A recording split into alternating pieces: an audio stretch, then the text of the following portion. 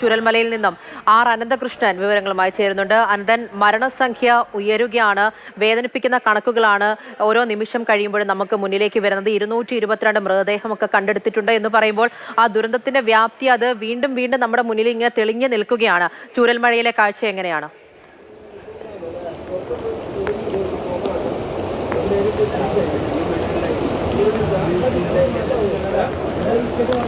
പൂജ, വളരെ ദയനീയമാണ്. വാക്കുകൾക്ക് അതീതമായ ഒരു ദുരന്തമാണ് നമ്മുടെ കൺമുന്നിൽ സംഭവിച്ചത്. ഇവിടെ കുറച്ച് സ്നേഹ ദൃശ്യങ്ങൾ കൂടി നമുക്ക് കാണാം. മനുഷ്യരോട് മാത്രമല്ല, അതാ ഒരു നായ ഇവിടെ കുറേ നേരമായി, ഇന്ന് രാവിലെ തൊട്ട് ഞങ്ങൾ ഈ നായ ഇവിടെ കാണുന്നതാണ്. അതിൻ്റെ ഉടമകളുടെ വീട് ഇവിടെ തകർന്നു പോയിട്ടുണ്ടാകാം, അവരെ കാണാനില്ല. അതിങ്ങനെ വിറങ്ങലിച്ച് നിൽക്കുകയാണ്. അതിന് കുറച്ച് നല്ല മനുഷ്യർ ഭക്ഷണവുമായിട്ട് എത്തി അതിന് വെള്ളം കൊടുക്കാനൊക്കെയുള്ള ഒരു ശ്രമമാണ് ഇവിടെ കാണുന്നത്.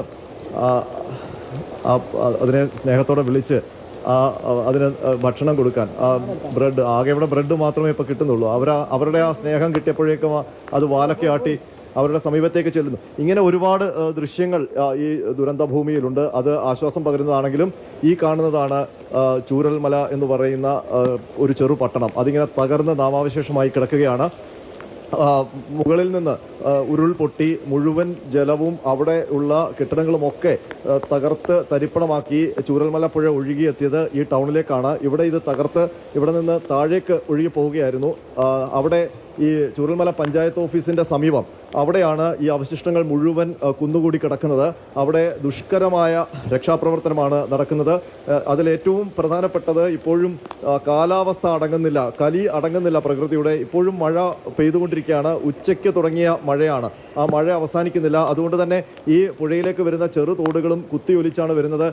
അതിനിടയിൽ രക്ഷാപ്രവർത്തനം വലിയ ദുഷ്കരമാണ്. ഈ ചൂരൽമല പഞ്ചായത്ത് ഓഫീസിന് സമീപമുള്ള ഭാഗത്ത് ഒരുപാട് മരക്കഷ്ണങ്ങളാണ് കെട്ടിക്കിടക്കുന്നത്. അതിനിടയിൽ നിന്ന് ഏതാണ്ട് 50ഓളം ശരീരങ്ങൾ കണ്ടെടുത്തു. ഇന്ന് തന്നെ കുഞ്ഞുങ്ങളുടെ അടക്കം 8ഓളം മൃതദേഹങ്ങളാണ് കണ്ടെടുത്തത്. ഇനിയും അവിടെ മനുഷ്യരുണ്ട് ആ അവശിഷ്ടങ്ങൾക്ക് ഇടയിൽ എന്നാണ് രക്ഷാപ്രവർത്തകർ പറയുന്നത്. പക്ഷേ JCBയും ഒക്കെ, നമ്മൾ മാതൃഭൂമി ന്യൂസ് അവിടെ എത്തി അവിടുത്തെ രക്ഷാപ്രവർത്തനത്തിന്റെ കാഠിന്യം വ്യക്തമാക്കിയതിനു ശേഷമാണ് കൂടുതൽ ഈ JCB പോലുള്ള യന്ത്രങ്ങളൊക്കെ അവിടെ കൊണ്ടുവന്നത്.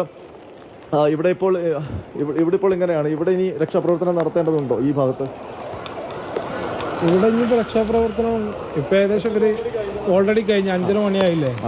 അപ്പോൾ ഇന്നിപ്പം അവസാനിക്കുകയാണോ? കൂടുതലൊക്കെ കഴിഞ്ഞു, ഈ ഏരിയത്തൊക്കെ കഴിഞ്ഞു. ഇനി അങ്ങോട്ട് മേലെ ബ്രിഡ്ജ് ഇട്ടിട്ട് വണ്ടി അങ്ങോട്ട് കയറിയിട്ടുണ്ട്. ഇനി അവിടെ ഉണ്ടൊക്കെയാണ് മെയിൻ ആയിട്ടുള്ളത്. ഇവിടെ ഈ ചൂരൽമല താഴെയും ഏകദേശം കഴിഞ്ഞു.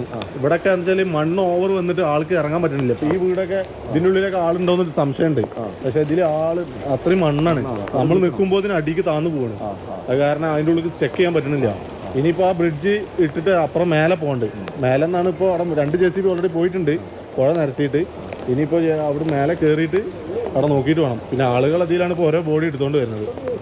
അപ്പം പൂജ, എനിക്ക് പിന്നിൽ കാണുന്ന ഈ വീടിനുള്ളിൽ പോലും രക്ഷാപ്രവർത്തകർക്ക് കടന്നെത്താൻ കഴിഞ്ഞിട്ടില്ല. അതിനുള്ളിലൊക്കെ ആൾക്കാരുണ്ടോ, ശരീരങ്ങളുണ്ടോ എന്ന് തിരയാൻ പോലും കഴിയുന്നില്ല. കാരണം ഇത്ര പൊക്കത്തിൽ ഈ വീടിൻ്റെ ഭിത്തി കണ്ടാൽ അറിയാം. ഇത്രയും പൊക്കത്തിൽ അതിൻ്റെ സിറ്റ് ഔട്ടാണ് ആ വീടിൻ്റെ. ആ സിറ്റ് ഔട്ടിൻ്റെ ഈ റൂഫിൻ്റെ സമീപം വരെ മണ്ണ് അടിഞ്ഞിരിക്കുകയാണ്.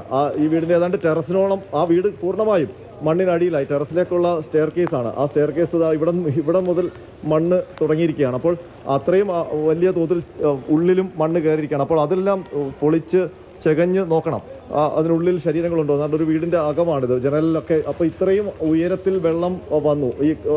ആ വെള്ളത്തിൽ വന്ന ചെളിയും തടിയും ഒക്കെയാണ് ആ വീടിനുള്ളിൽ കിടക്കുന്നത്. അപ്പോൾ ദുഷ്കരമായൊരു ദിവസങ്ങളോളം നീളുന്ന ഒരു രക്ഷാപ്രവർത്തനം തന്നെ ഇവിടെ നടത്തേണ്ടി വരും. ഇപ്പോൾ പലരും പറയുന്നത് ഈ ഒരുപാട് പേരെ ഇനിയും കണ്ടെത്താനുണ്ട്. കാരണം ഇപ്പോൾ ആ മരണക്കണക്ക്, അത് നമ്മളിനി ആ കണക്കുകൾ ഇങ്ങനെ പറഞ്ഞുകൊണ്ടിരിക്കുന്നത് അത് വലിയ ആശങ്കയാണ് ഇവിടെ ഉണ്ടാക്കുന്നത്. കാരണം ഇനിയും ഇവിടെയുള്ള ആൾക്കാർ, രക്ഷപ്പെട്ടവർ, ഇനിയും ആൾക്കാരെ കാണാനുണ്ട് എന്ന് പറഞ്ഞു വരികയാണ്. വാഹനങ്ങൾ കിടക്കുന്നത് കാണാം തകർന്നടിഞ്ഞ്. അത്തരം ദൃശ്യങ്ങളാണ് ഈ ചൂരൽമല. തീർച്ചയായും ദയനീയമായ കാഴ്ചകളാണ്. ഒറ്റ രാത്രി കൊണ്ട് ഇല്ലാതായി പോയൊരു പ്രദേശമാണ്. അനന്തൻ പറയുന്നുണ്ടായിരുന്നു, തൊട്ടപ്പുറത്തെ ആ വീട്ടിലേക്ക് പോലും രക്ഷാപ്രവർത്തകർക്ക് കടന്നു ചെല്ലുക എന്നത് വലിയ പ്രയാസമാണ് എന്നുള്ളതാണ്.